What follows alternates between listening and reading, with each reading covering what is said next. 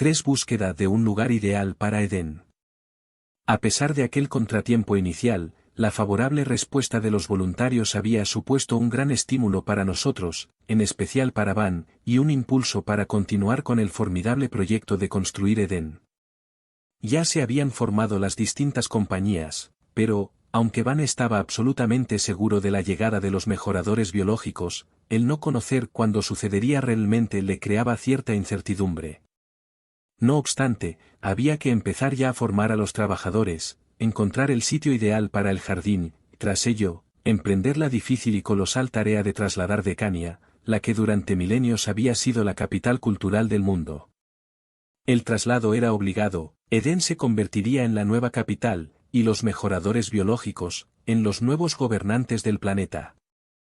Alguna vez me había expresado el desasosiego que sentía, querido amigo Amadón, quizás debería haber esperado algo más antes de tomar estas importantes decisiones, ¿estaré siendo imprudente?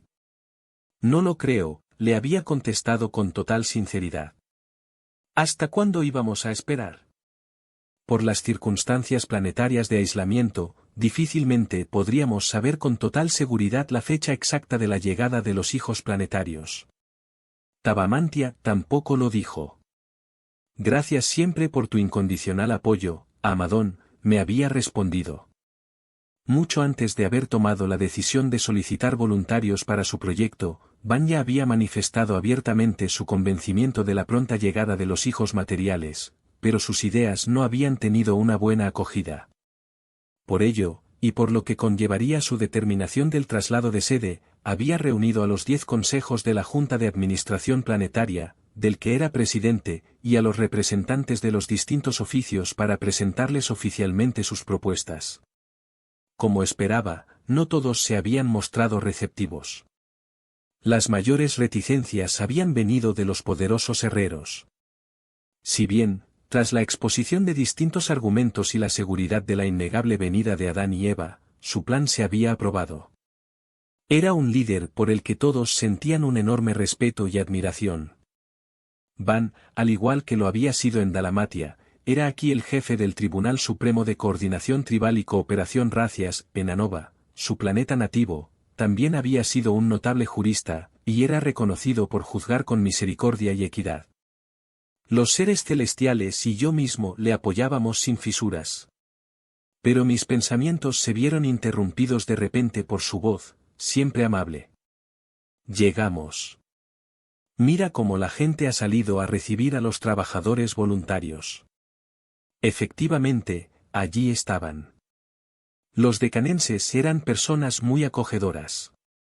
La oscuridad se nos había venido encima de repente, casi no se divisaban ya las montañas, y muchos de ellos habían salido de sus casas con antorchas para darles la bienvenida. Aquello, sin duda, era motivo de satisfacción para él, en cierto modo, significaba una manifestación espontánea de confianza. Empezaban a caer copos de nieve, algo inusual en aquella región, y nuestro eficiente Ancal se apresuró a distribuir a los voluntarios en los distintos hogares donde comerían y pasarían la noche. Al día siguiente, se alojarían en las instalaciones del complejo educativo de Decania para su instrucción. La comunidad se encargaría de su sustento. Van, con el asesoramiento de los Melquisedecs, había fomentado una sociedad justa y solidaria, y su liderazgo moral y espiritual era indiscutible.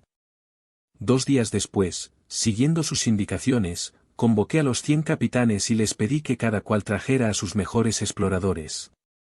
En la reunión, en la que yo también estaba presente junto con algunos miembros de la Junta de Gobierno, tras unos momentos preliminares de saludos y el solemne recitado en voz alta de la oración del Padre, Van tomó la palabra. Quiero que conozcáis a Amir, un joven y prometedor arquitecto, que se ha encargado de diseñar el proyecto. Trae como veis una primera maqueta de Edén, no solamente de la parte urbana sino de todo el territorio que se necesitaría ocupar. Él se encargará de presentar su trabajo y os animo a que expreséis vuestras opiniones. Esto no es más que una idea inicial basada en las orientaciones de Van y dependerá del lugar que encontremos, dijo Amir, colocando la maqueta en un lugar visible para poder ir señalando dónde irían sus diferentes partes. Se trata de encontrar un área con espacio suficiente y recursos para construir la sede administrativa, las viviendas para los trabajadores y sus familias, parcelas para las escuelas, las residencias de Adán y Eva y sus descendientes, terrenos para jardines, huertos y sembrados, caminos, canales de regadíos y sistemas de alcantarillado. Hemos proyectado asignar hogares y suelo suficiente para albergar a 1 millón de personas. En el centro, hecho de piedra como el que tenemos aquí en el poblado, estará el templo del Padre. Se buscarán terrenos para la ganadería en los aledaños del jardín, añadió Van. Los hijos materiales son vegetarianos y jamás se sacrificará a ningún animal dentro de los límites de Edén. Construiremos también una muralla rodeando la ciudad para prevenir las agresiones externas. Una vez finalizada, podremos proceder sin obstáculos a la verdadera labor de embellecimiento paisajístico y a la edificación de las viviendas, continuó Amir. Sí, intervino de nuevo Van. Buscamos un lugar que sea fácil de proteger de ataques, pero que, a su vez, esté bien comunicado y ubicado para poder entablar relaciones de amistad e intercambios comerciales. Es crucial para los hijos materiales aumentar su área de influencia. Debe tener también agua en abundancia, preferentemente un río tranquilo, sin riesgo de inundaciones, con abundantes afluentes, cuyas aguas den de beber y rieguen los huertos y sembrados, comenté yo. Habrá que encontrar, pues, una tierra fértil y con buen clima, dijo uno de los exploradores. Sí, y, como apuntaba Amir, necesitamos un lugar con suficientes recursos naturales, entre otros, el cobre, piritas de hierro y amianto, yeso, madera, sal, mármol, arcilla. Durante varias horas, analizamos las condiciones que debería reunir el sitio elegido. Ancal se encargó de tomar notas. Con estas ideas, los capitanes, en los que se encontraba el mismo Ancal, eligieron a los exploradores más aptos para aquella misión. Una vez seleccionados, nos reunimos los siguientes días con ellos para ultimar los detalles. Eran miles de kilómetros por explorar, en condiciones que podrían llegar a ser muy adversas. Se descartó emplear a los fándores, nuestras aves de pasajeros, porque no eran suficientes y estaban extinguiéndose. No sabíamos por qué. Las usaríamos en el traslado, como avanzadillas de la caravana. Luego permanecerían en Edén para uso de los hijos materiales.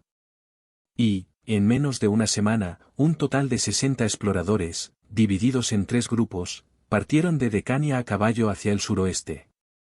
Éramos conscientes del tiempo que podía tomar la búsqueda, por lo que habíamos decidido de antemano formar, entretanto, a los voluntarios en las distintas artes de la construcción, labranza y jardinería. El arquitecto mismo y sus ayudantes se encargarían de instruirles para llevar a cabo con éxito tal ilusionante empresa. Mantuvimos nuevas reuniones con la Junta de Gobierno y las distintas asociaciones, además de distintas asambleas multitudinarias, para informar lo más exhaustivamente posible a los habitantes de Decania, que sumaban más de 50.000, del traslado de la sede. Tendrían que prepararse concienzudamente para transportar sus enseres, hacer un arriesgado viaje y disponerse a vivir una nueva vida. Pero además habría que llevar también una gran cantidad de tablillas y papiros de nuestra biblioteca con valiosos conocimientos de muy diferente índole. Pero el tiempo de espera se fue alargando más de lo previsto. Hacía casi 3 años que habían salido y no sabíamos nada de ellos. En los primeros meses, sus mensajes a través de las palomas mensajeras que se habían llevado con ellos eran siempre alentadores. Después no supimos nada más de ellos. Tuvimos que hablar varias veces con los trabajadores para que no se impacientasen, muchos empezaban a querer volver a sus lugares de origen. Los instructores habían dado ya por terminada su formación y no sabíamos qué más hacer. Quizás hayan muerto todos, me había dicho Van, consciente de la arriesgada misión de los exploradores. Hemos elegido a los más expertos, no te preocupes, había intentado animarle. No obstante, fueron realmente años de inquietud y desazón en los que llegamos a pensar, tanto él como yo, que nuestro gran proyecto se había malogrado. Tendríamos que empezar de nuevo, nos decíamos algunas veces. Pero siempre había un hilito de esperanza que nos mantenía adelante.